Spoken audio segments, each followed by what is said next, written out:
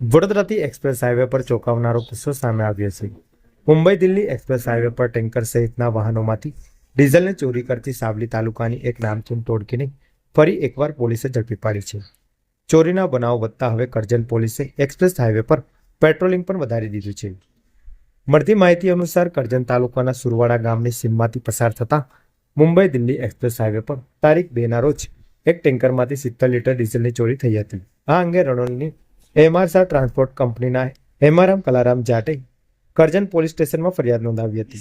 ફરિયાદ બાદ પોલીસે તપાસ શરૂ કરી હતી અને એક્સપ્રેસ હાઈવે પર રાત્રિ પેટ્રોલિંગ વધુ તીવ્ર બનાવ્યું હતું.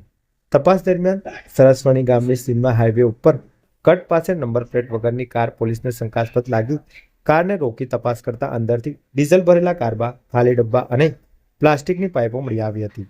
આ બાદ પોલીસે કારમાં સવાર 4 શખ્સોની ઝડપી લઈ પૂછપરછ કરી હતી, જેના નામ છે અદેસિંહ ઉર્ફે અજય વકરસિંહ સોલંકી, શૈલેષ પ્રતાપભાઈ પરમાર, વિજય સનાભાઈ સોલંકી અને કિરણ ઉર્ફે અકલો અર્જુનસિંહ સોલંકી. પોલીસે તમામ આરોપીઓને કસ્ટડીમાં લઈને વધુ તપાસ શરૂ કરી છે.